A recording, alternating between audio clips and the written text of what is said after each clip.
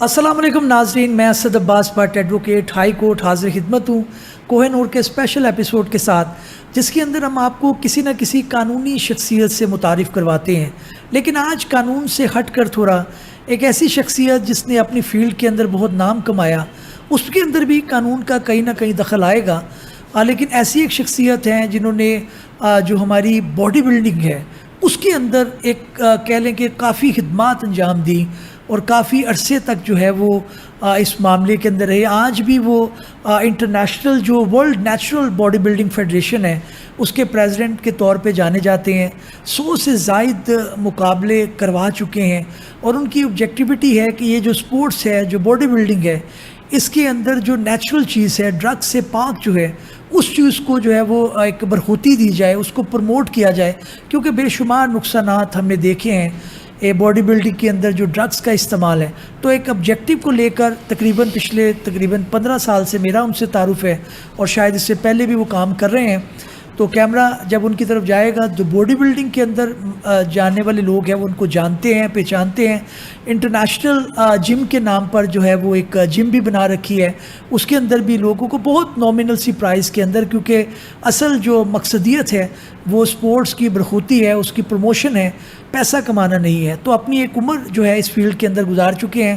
آج انہی کی زبانی ان کی کہانی سنتے ہیں تاکہ ہمارا جو لا ہے اس کو بھی دیکھیں کہ اس پہ قانون کیا ہے، اور ہمارے جو ینگ لوگ ہیں جو اس فیلڈ کے اندر آتے ہیں باڈی بلڈنگ کے اندر، کیونکہ کون ہے جو نہیں چاہتا کہ اس کا جسم جو ہے وہ اچھا نظر آئے، تندرست نظر آئے، تو ان کو ڈرگس سے پاک رہ کر کس طرح سے اپنے جسم کو بہتر کرنا ہے، اس کے بارے میں آج ہماری گفتگو ہوگی۔ محمد شفاق صاحب، بہت شکریہ آپ کی آمد کا اور آپ کے ٹائم کا۔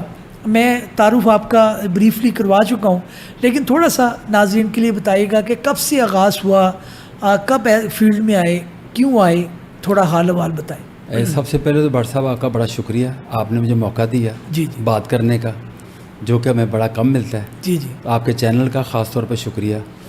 تو چونکہ آپ نے بہت سارا تعارف کروا دیا، تھوڑا سا میں بتا دیتا ہوں کہ میں 1988 سے جو انٹرنیشنل جم کے نام سے گلشن راوی میں جم چلا رہا ہوں، اور آپ نے بتا ہی دیا ہے، ہمارا جو آبجیکٹڈ ہے کہ بہت ہی مناسب سی فیس پہ نا ہم جو ہے فیس رکھی ہوئی ہے کہ وہاں پر ہر طرح کے بچے جو ہیں وہ آئیں اور آ کے اپنی، کیونکہ آج کل فیسیں بہت زیادہ ہیں، جم جس طرح کے بن گئے ہوئے ہیں، اور ہم نے بڑی مناسب سی فیس میں اپنا بڑا اچھا ایک پیکیج دیا ہوا کہ ہر بچہ آ کے کر لے۔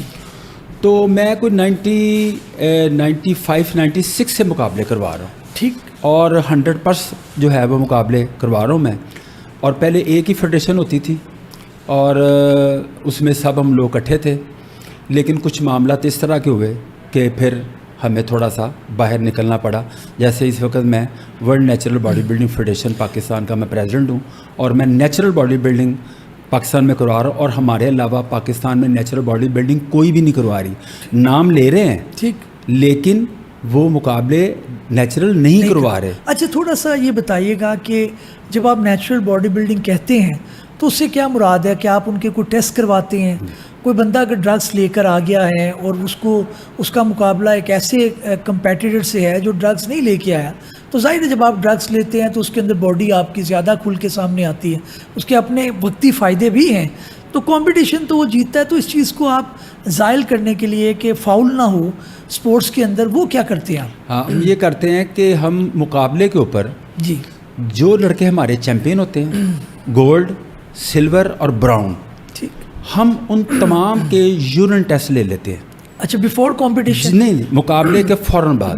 اچھا، جو ونر ہوتے ہیں ان کو ہم نے وہیں پہ، ہماری ٹیم بیٹھی ہوتی ہے ٹھیک، جو ان کو یورین سیمپل لیتی ہے، اور وہ ہم اپنے امریکہ میں جو ہماری ورلڈ باڈی ہے ہم ان کو یورین بھیجتے ہیں، ٹھیک، وہ پھر جب ان کی رپورٹس آتی ہیں تو پھر ہم اناؤنس کرتے ہیں۔ اس میں اکثر ہمیشہ ہمارے ہر مقابلے پہ لڑکے پکڑے جا رہے ہیں، کیونکہ ابھی بھی لوگ بہت سارے سیریس نہیں ہیں، لیکن اب چونکہ میں 3 سال سے کر رہا ہوں، اب لوگ سیریس ہو رہے ہیں، اب ان کو پتہ چل گیا ہے کہ یہ ٹیسٹ لیتے ہیں اور لڑکے پکڑے جاتے ہیں۔ ہمارے مسٹر پاکستان بھی، مسٹر لاہور بھی اور مسٹر پنجاب پکڑے گئے ہیں، اور جو پکڑا جاتا ہے، جو سیکنڈ ہوتا ہے، اگر وہ کلیئر ہے تو پھر ہم اس کو انعام دے دیتے ہیں۔ اگر وہ دونوں پکڑے گئے تو تھرڈ کا بھی ہم نے لیا ہوا ہے، اگر وہ کلیئر نکل آیا تو ہم اس کو انعام دے دیتے ہیں۔ اس کے علاوہ یہ یورین ٹیسٹ کے علاوہ جو کہ ہم امریکہ سے کرواتے ہیں، ایبل لیبارٹری سے، اور ہم ایک پولیگراف ٹیسٹ کروا رہے ہیں okay Punjab forensic science agency से हम अपने तमाम विनर्स के पॉलीग्राफ टेस्ट कराते हैं, ठीक। जो कि हमारे पाकिस्तान के जितने भी हमारे पाकिस्तान के अदारे हैं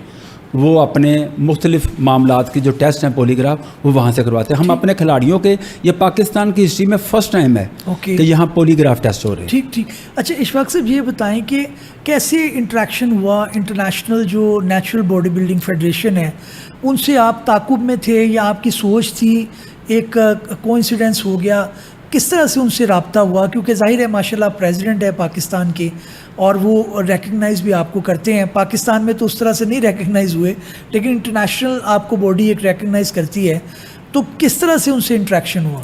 इंटरेक्शन ये है कि भट्ट साहब जो है ना बहुत ज़्यादती हो रही है हमारी बॉडी बिल्डिंग में, बल्कि अब तो मेरा ख्याल है पाकिस्तान की कोई ऐसी स्पोर्ट्स नहीं है, मैं बड़ी ज़िम्मेदारी से बात कर रहा हूँ, ठीक ठीक, कि जहाँ पर स्टीरॉयड नहीं यूज़ हो रहे, ओके। और ये बहुत हार्मफुल है, बहुत नुकसान हो रहा है बच्चों को, आए दिन डेथें हो रही हैं, और ये सिर्फ पाकिस्तान में नहीं ऑल ऑफ द वर्ल्ड ये प्रॉब्लम है। ये इस चीज़ को रिकग्नाइज कर, जी, तो बिल्कुल। फिर उनसे मुलाकात कैसे हुई आपकी, जो इंटरनेशनल बॉडी है उससे कैसे आप? वो इस तरह के भट्ट साहब, क्योंकि आपको बताया कि मैं 1988 से जिम चला रहा हूँ, मेरे पास मुख्तलिफ लोग आते थे जो बताते थे कि जी हमारे यहाँ पर बड़ा नुकसान हुआ, मैंने ये स्टीरॉयड यूज़ किया, मुझे ये नुकसान हुआ, ये हुआ। जब बात डर्थों पर चली गई तो मैं काफ़ी सालों से सोच रहा था कि मैं कोशिश में लगा हुआ था कि मैं नेचुरल बॉडी बिल्डिंग की तरफ आऊँ। ठीक। फिर मेरा राब्ता world natural body building federation जो है इनसे राब्ता हुआ। हमारे जो प्रेसिडेंट है बॉब बेल, ये हमारे वर्ल्ड के प्रेसिडेंट हैं अमेरिका कैलिफोर्निया में। मेरा फिर इनसे राब्ता हुआ, वो बड़े खुश हुए, मैंने उनको बताया अपना सारा कुछ, तो उन्होंने फिर मुझे अपना सारा सिस्टम बताया, तो फिर मैंने उनका अफिलिएट मैंने ले लिया। अच्छा ये बताएं कि आपका इसके अंदर नुकसानात क्या हैं? दूसरी साइड पे जो उनका पॉइंट है वो कहते हैं यार इससे ताकत आती है, इसको ज़ाइल भी किया जा सकता है, कोई इतना मसला नहीं है।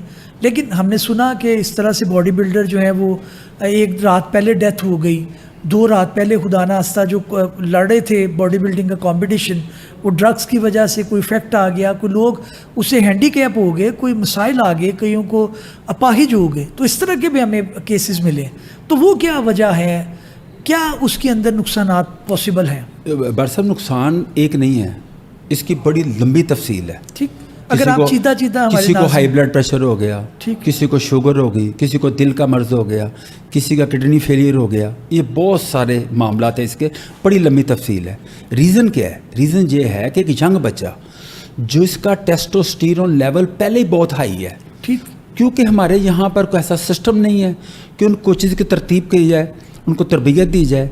वो क्या करते हैं कि एक बच्चे में पहले टेस्टोस्टेरोन बहुत ज़्यादा, उसको टेस्टोस्टेरोन के टीके लगा रहे हैं। ठीक ठीक।